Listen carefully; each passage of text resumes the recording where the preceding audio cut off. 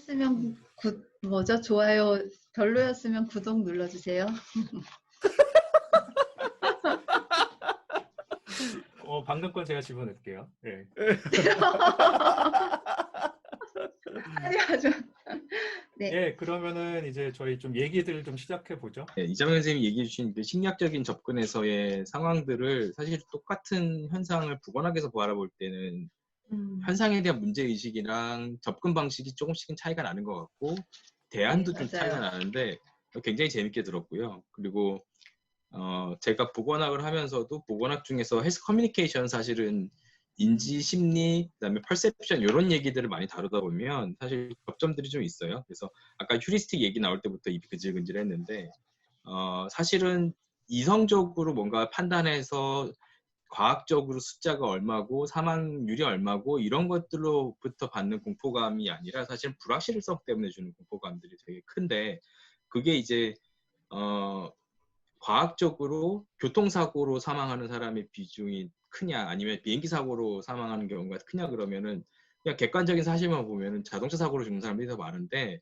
사람들의 공포감은 교통사고로 죽을 거라는 것을 알지만 더 공포스러운 건 비행기 사고거든요. 비행기 사고에 대한 두려움과 공포가 그게 이제 뭐 영상 이미지로부터 출발했건 아니면 한 번 사고가 나면 이거는 걷잡을 수 없고 내가 어떻게 조치할 수가 없고 그런 이제 공포감이 이제 출발인 것 같고요. 아까 이 코로나19 상황에서 심리방역 얘기는 초반부터 나왔었어요.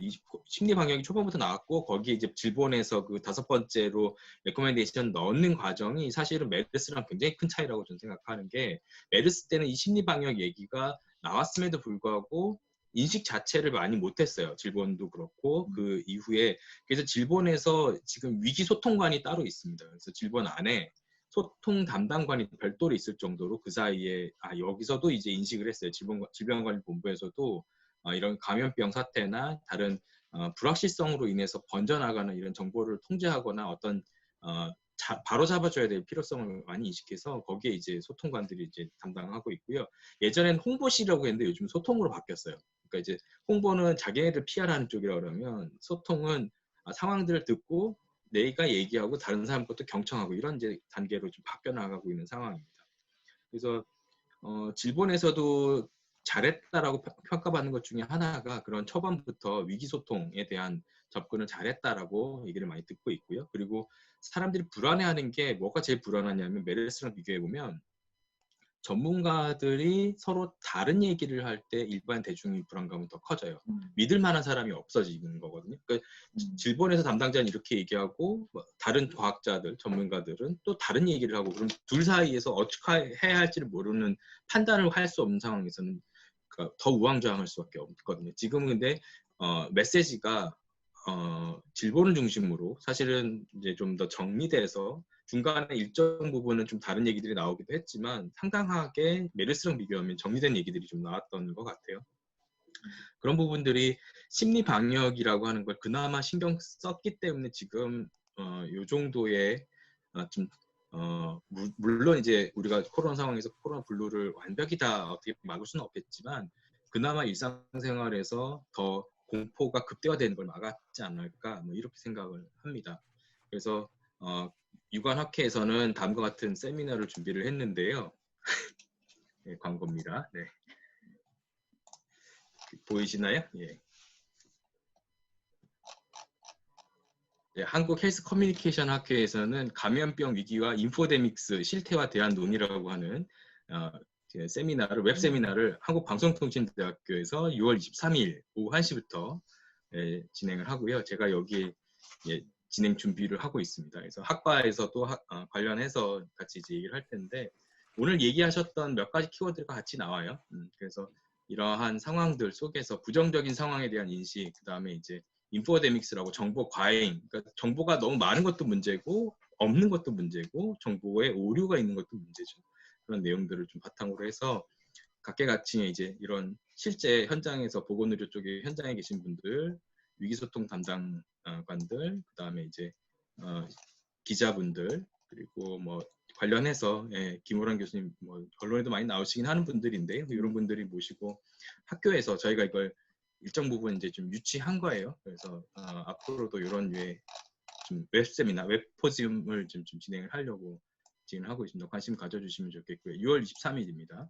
그리고 이제 왜요? 여기까지 아니요, 할까요, 아니요. 일단? 네. 아니요, 좋습니다, 좋습니다. 예, 아직 시작 10분의 1도 못했는데 여기까지 하겠습니다. 네. 예, 감사합니다. 네, 감사합니다. 예, 뭐 6월 23일이요. 깨알 같은 홍보는 다시 한번 강조를 하고 자연스러웠죠? 예, 상당히. 아니요, 너무 티났어요. 예. 그래요?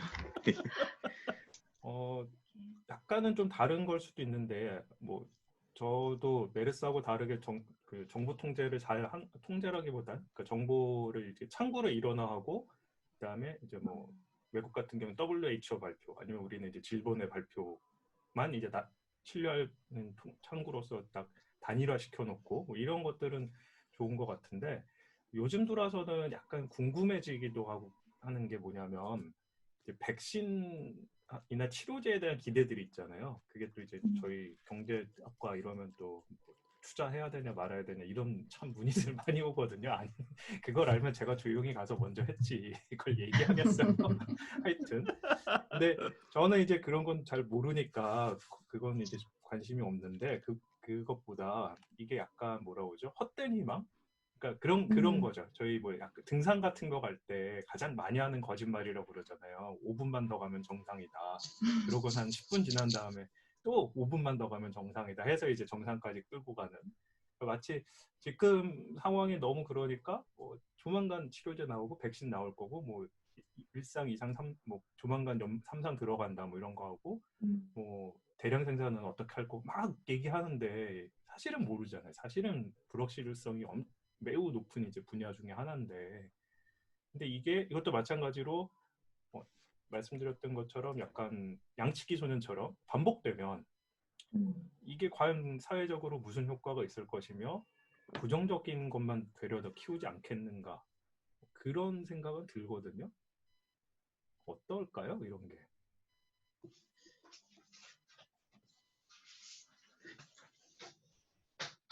뭐 그냥 말씀하시죠. 저희 예. 손대줘야 될 그럴 정도는 아닌 것 같은데.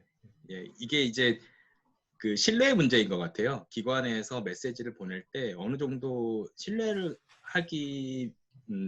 줘야 되는데 그 신뢰감을 주는 방법이 솔직히 어디까지는 내가 알고 있고 어디서부터는 불확실하다. 나도 모르는 영역이니까 같이 한번 준비는 하되 이걸 너무 낙관할 수도 없고 그다음에 그렇다고 너무 비관할 수도 없으니 같이 한번 이거를 노력은 해야 된다라고 하는 솔직한 얘기. 그러니까 투명성과 그것에 대해서 어디까지가 우리가 알고 있는 사실, 어디서부터는 우리가 알아보고 있는 중이다라고 하는 사실들을 얘기하는 게 필요한 전략이라고 생각하고요.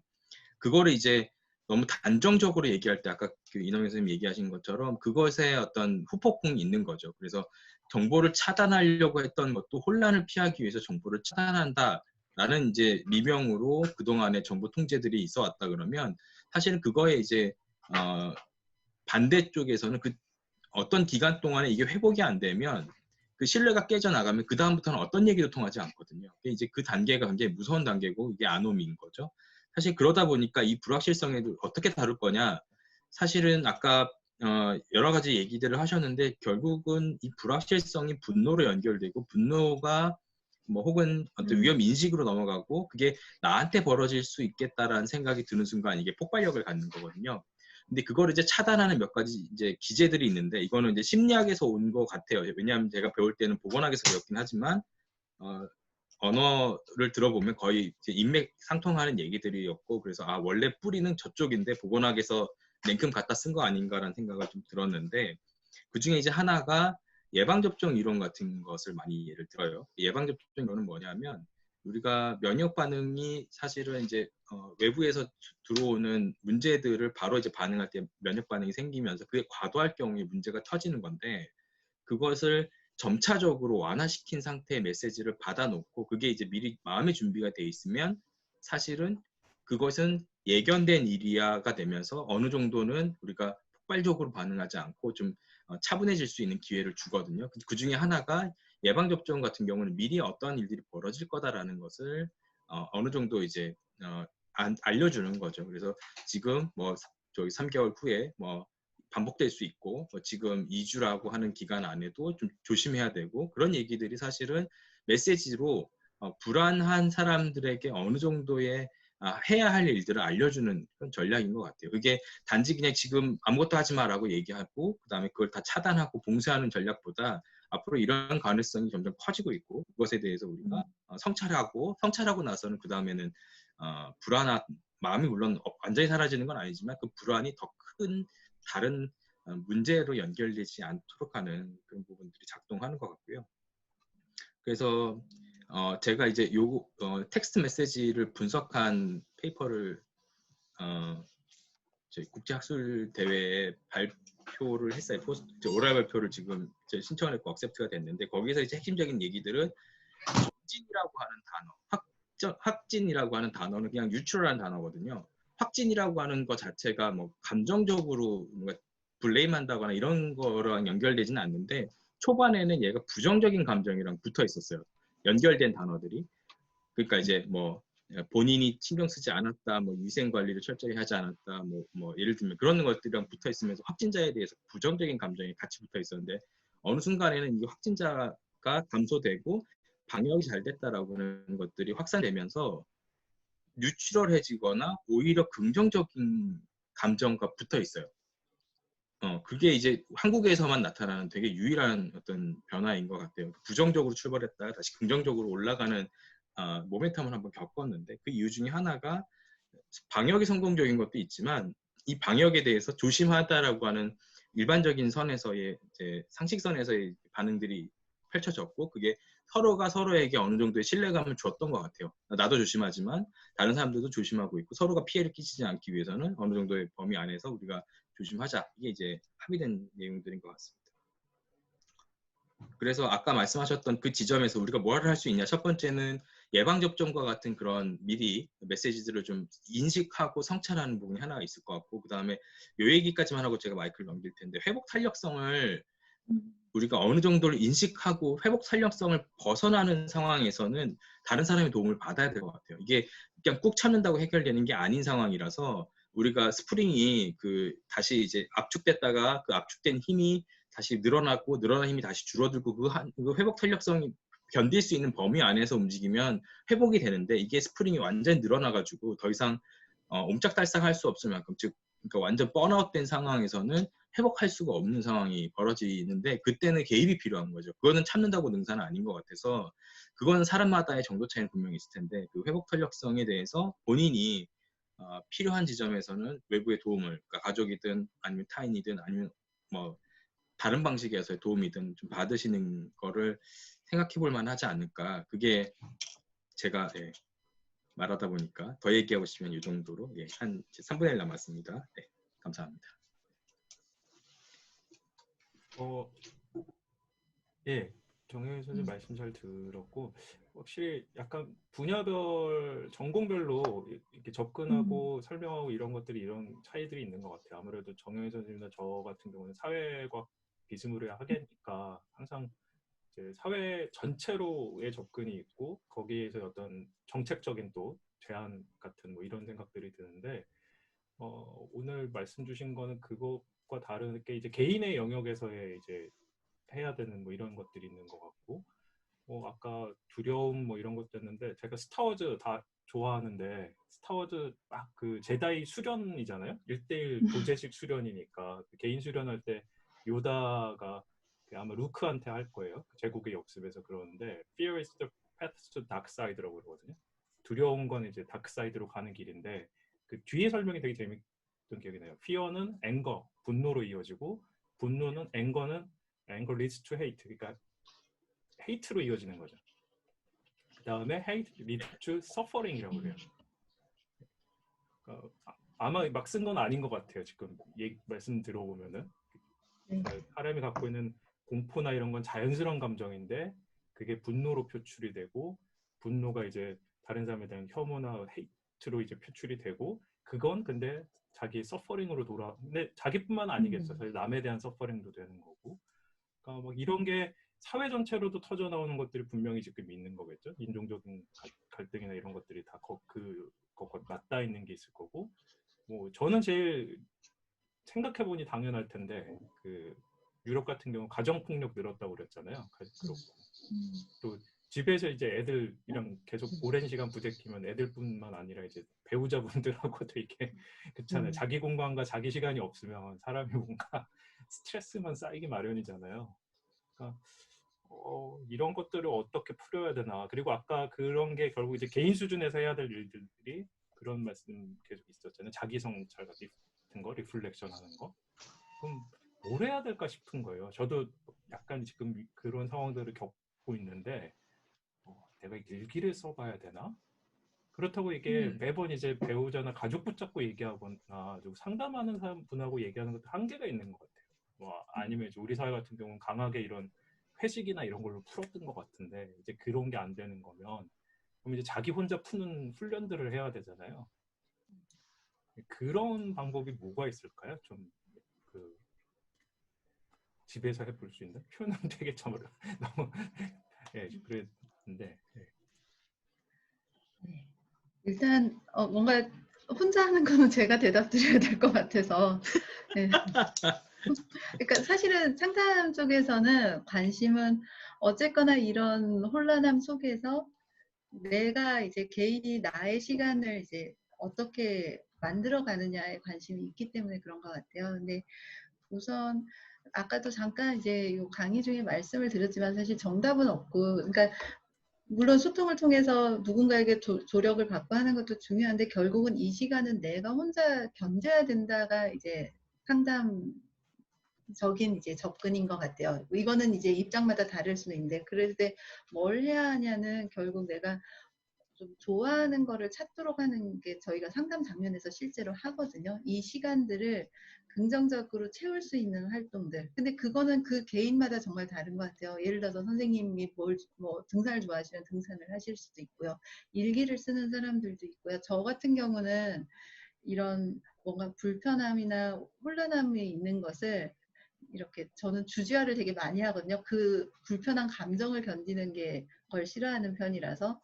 그러면 그것과 관련된 뭐 주제 논문을 찾아본다든가 논문을 내가 쓴다든가 이렇게 하면서 그 주제를 내 안에서 정리하는 이제 작업들을 해요.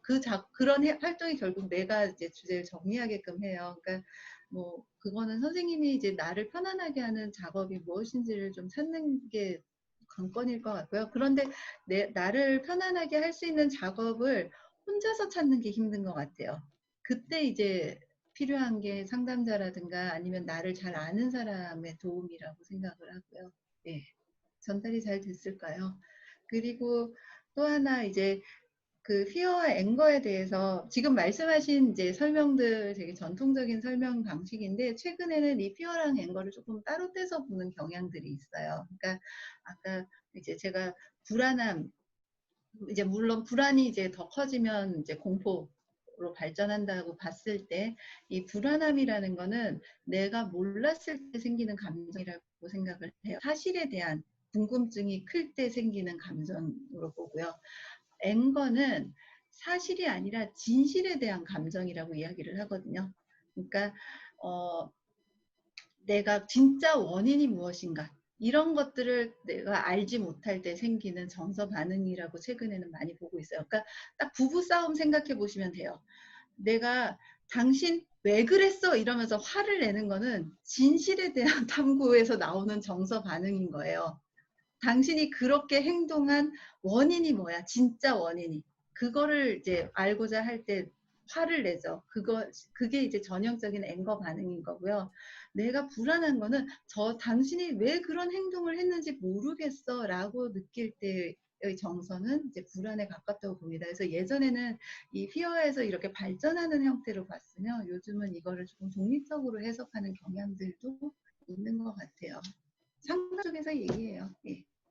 저희가 이제 내담자 분석을 할 때 정영일 선생님 뭐 말씀하시려고 마이크 아니 주신 거 아닌가요? 예. 마이크는 아니고 저희도 비슷하게 얘기를 해요. 그 불안이라고 하는 거는 그게 불확실성인 거니까 이게 질병도 네. 사실은 우리가 감염될 가능성이 있는 것에 대한 불안인 거지 그게 공포로 넘어가서 앵거가 되려면 사실은 그게 그 사람이 알면서도 규칙을 지키지 않았다거나 속였다거나 다른 어떤 의도를 가지고 이게 여기까지 왔다거나 그런 게 이제 들어가기 시작하면 그게 바로 이제 사람들로 뭐 분노를 일으키거나 뭐 이렇게 되는 거죠.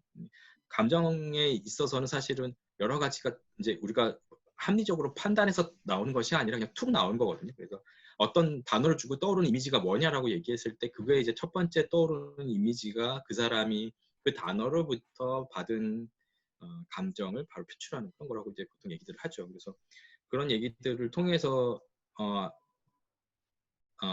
뭐랄까 이게 그냥 한 사람 한 사람의 개별 내담자와 어떤 상담자 사이에서 그 피상담자 사이에서의 관계뿐만 아니라 저는 이제 주로 집단의 어떤 관점이 있다 보니까 집단 내에서의 수준이라고 하는 게 저의 늘 관심사거든요. 그래서 이거를 보도를 할 때, 그러니까 이런 어떤 감염에 대한 경로를 얘기할 때거나 아니면 어떠한 사건들을 보도할 때도 같이 이제 뭐랄까 조심해서 전달해야 되는 상황들이 있는 거죠. 이게 마치 자살 보도를 많이 하게 되면 자살률이 증가, 자살의 사건들이 더 많이 벌어지는 그런 문제들과 연결이 있는 것 같아요. 그래서 자살이라고 하는 거를 보도하면 할수록 그 자살의 가능성, 자살의 위험 가능성이 있는 사람들한테 자극이 되는 거고, 마찬가지로 이 코로나19도 코로나19로 힘들어하는 사람들한테 너는 이것 때문에 힘들어하는 것이 이제 딱 머리에 자리 잡으면 그것 때문에 힘들구나가 계속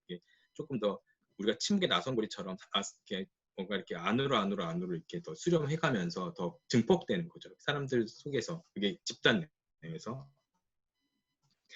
그런 얘기들을 좀 같이 생각해 볼 수 있을 것 같아요. 1대1의 어떤 관계뿐만 아니라 그리고 아까 이장 선생님 얘기 말씀해 주신 거 들으면서 이게 굉장히 우리 사람 사이의 관계들이 타이트 정션이 있고 루즈 정션이 있는데 사실은 이런 상황에서는 관계가 긴밀한 사람들 사이에서의 쌓인 스트레스를 긴밀한 사람들에서 풀려고 노력하는 것보다 아예 그냥 루즈한 사람들 내가 이 사람하고는 그냥 예를 들면 그러니까 깊은 속내를 굳이 얘기 안 해도 되고 아니면 아예 익명성이 보장된 공간에서 풀어내버린다거나 이런 것들도 하나의 방법인 것 같아요. 그러니까 이걸 굉장히 가깝게 지낸 사람들한테서 받은 스트레스를 그 사람하고만 풀려고 그러면 이게 서로 꼬이기 시작하거든요. 그걸 쉽게 바뀌지 않는 것 같고.